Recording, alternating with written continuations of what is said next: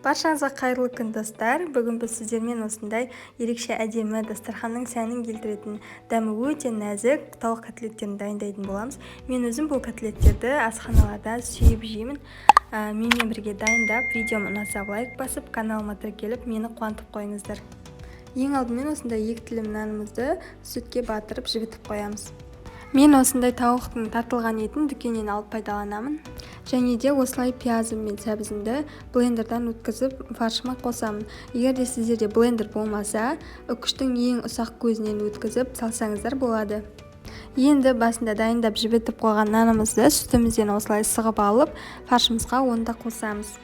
Дәміне қарай тұз бұрышымызды салып, жақсылап араластырып, қамыр сияқты етіп илеп аламыз. Біздің барлық ингредиенттер бір-бірімен толықтай араласып, котлетіміз сондай сочный болу үшін осылай 5-6 минуттай қамыр сияқты етіп илейміз. Сонан соң осылай фаршымызды қолымызбен алып, видеодағыдай ұрып шығамыз. Оны да 5-6 рет жасаймыз.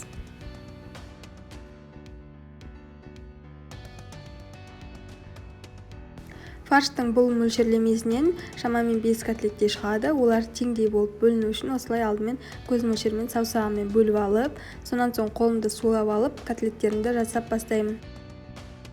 Котлеттерімізді осылайша видеода көрсетілгендей дөңгелек формаға келтіреміз.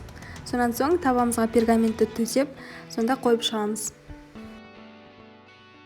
Енді қасықтың көмегімен осылай ортасынан шетіне қарай ысырып, ортасына жұмыртқа сиятындай етіп, ойыс қалдырамыз. Біздің фаршымыз консистенциясы өте жұмсақ, сондықтан да оңай жасалады. Енді котлеттерімізді 180 градуста 20 минуттай пісіріп аламыз. Котлеттеріміз 20 минуттан соң осылай дайын болып қалды. Шырыны бөлініп, бетіне шығып, өте сочный болып тұр. Енді оның бетіне осылай үкіштен өткізілген ірімшігімізді төсеп шығамыз. Бұл міндетті емес, қалауыңызша қосуыңызға да қоспауыңызға да болады. Міндетті түрде тегіс істеп аламыз, себебі жаңа жұмыртқамызды салған кезде ол жұмыртқамыз ағып кетпеуіне көмектеседі. Енді бір-бір данадан жұмыртқамызды бетіне құйып шығамыз.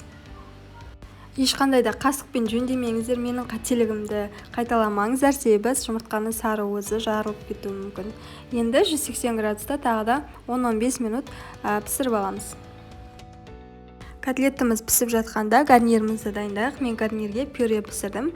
Пюре нәзік, тәтті болып шығу үшін оған кішкене сары май мен сүт қосып жіберсеңіздер, өте нәзік болып шығады. Осылай езіп аламыз. Мінекей біздің котлеттеріміз осындай әп-әдемі болып, ып-ыстық болып пештен шықты. Ыдысымызға салып, жеуге үстелге ұсына берсек болады. Сонымен қатар бұл тағамымызға пияз бен қызанақты майға қуырып жіберіп, подлива жасап жесеңіздер болады. Мен оны жасаған жоқпын, оның орнына осылай қысқа деп арнайы басқан күріштен жасалған икрамды қойдым. Экранның сілтемесі жоғарыда көрінеді. Соны басу арқылы дайындап көрсеңіздер болады. Енді кесіп көрейік. Котлеттеріміздің іші осындай болып піседі.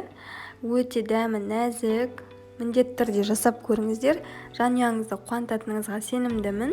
Менімен бірге болғандарыңызға рахмет. Егер де видеом сіздерге ұнаған болса, міндетті түрде лайк басып пікірлеріңізді қалдырыңыздар. Каналыма тіркелмеген болса, тіркеліп қойды ұмытпаңыздар. Ол маған болашақта осындай дәмді видеолар түсіріп жүруге шабыт береді. Баршаңызға ас болсын.